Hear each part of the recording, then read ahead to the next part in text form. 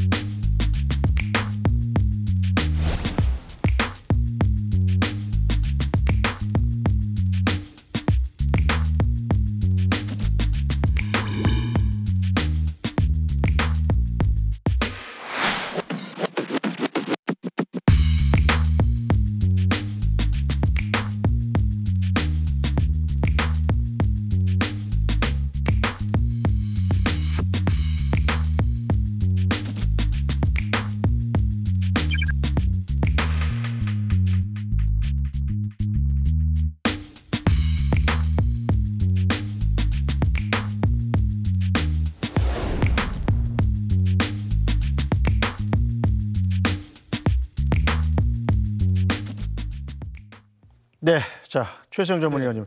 일단 뭐 국민의힘은 빨간색, 민주당은 파란색.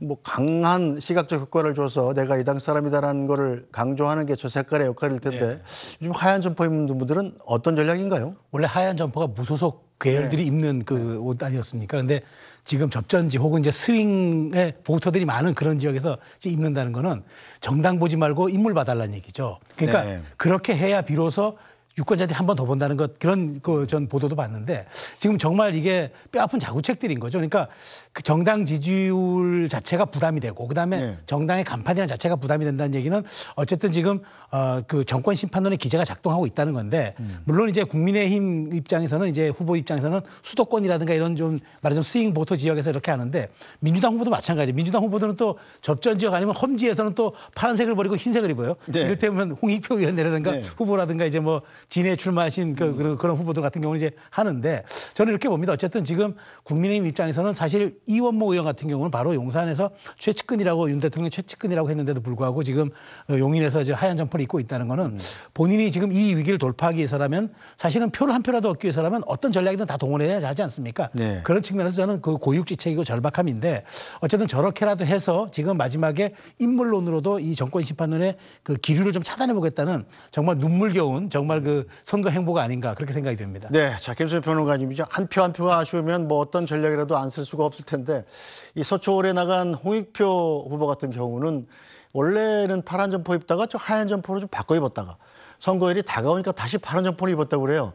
자 여기서 이제 파란색으로 밀어도 되겠다 뭐 이런 판단이 든 걸까요? 네, 저는 이 하얀색 옷을 착용하는 시기와 방법을 봤을 때 민주당과 국민의힘의 희비가 분명하게 엇갈리고 있다고 봅니다. 국민의힘 같은 경우는 사실 뭐 서울 강북이라든지 뭐 금천이나 관악 이런 지역에서 흰 옷을 입는다면 모르겠는데 지금 후보자들 보면은 서울 강서, 평택, 수원, 용인, 갑 이런 지역에서도 하얀색 옷을 입고 있어요. 이 지역들은 역대 전적에서 봤을 때 국민의힘도 승리한 적이 있는 지역인데도 불구하고 하얀색 옷을 입어야 된다는 거는 이런 접전 예상지에서도 국민의힘이 밀리고 있다라고 하는 방증이겠죠. 근데 반면에 민주당 쪽은 이 강남이라든지 이쪽에 출마한 후보들이 흰색 옷으로 갔다가 다시 파란색으로 돌아왔는데 여러 가지 이유가 있을 거예요. 막상 선거운동을 해보니까 민주당이라는 거에 잘 눈에 안 띄어가지고 잘 모르고 있었다.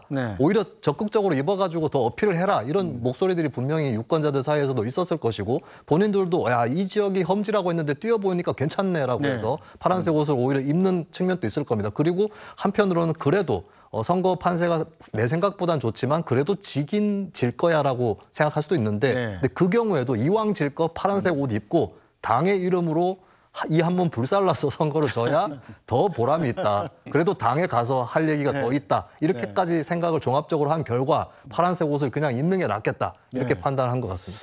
복잡하군요. 자, 양원의 논설위원. 일단 선거 공보물들이 전부 다 이제 집에 왔습니다. 양논설위원도 보셨죠? 네. 예, 그런데 여야 후보들의 공보물을 보면 요즘에는 이제 여당은 주로 대통령 얼굴을 넣고 같이, 야당은 주로 당대표, 뭐 이재명 대표 얼굴을 같이 넣는 경우가 많았는데 네. 요즘은 빼는 경우도 많다고요? 그렇습니다. 이 선거 공보물이 이 정치 뉴스를 많이 안 보는 분들한테는 그래도 투표장에 가기 전에 누가 후보인가라고 한번 이제 보게 되는 네. 그런 거기 때문에 되게 꼼꼼하게 보게 되더라고요. 네, 저는. 중요하거든요.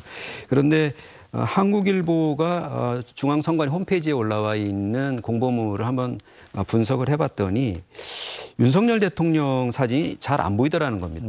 그러니까 윤석열 대통령 사진을 포함한 후보자가 전체 26.8%에 그쳤다는 것이고 특히 수도권에서는 한 19.7%, 연합뉴스가 비슷한 조사를 했는데 18.3%로 좀 차이가 있긴 합니다만은 20%는 안 되는 것 같습니다. 그 부산, 울산, 경남에서는 30%, 대구, 경북은 76%. 반면에 이제 윤석열 대통령 대신에 한동훈 위원장이나 혹은 서울시에 나온 후보들 같은 경우는 오세훈 시장하고 같이 찍은 사진을 올리는 경우들이 좀 있다고 하고요. 그거는 국민의힘 후보들이 우리는 뭐든지 할 수 있는 힘 있는 여당 후보야라고 얘기를 하면서도 윤 대통령이 이제 부각되는 것, 네. 정권 심판원이 거센 상황을 감안해서 의식적으로 좀 뺀 것이 아닌가 싶고요. 민주당도 좀 마찬가지입니다. 민주당도 수도권 후보 121명 중에서 이재명 대표의 사진을 올린 후보가 34% 정도 되는 것으로 이렇게 나와 있습니다. 그러니까 이재명 대표를 굳이 공보물에 담기보다는 나 하나 믿어달라라고 얘기하는 것이 더 선거에 도움이 되겠다. 그러니까 선거에서 무조건 이겨야 되는 게 중요하잖아요. 지고지선의 네. 가치이기 때문에 그걸 위해서 이런 선택들을 하고 있는 것 같습니다. 네.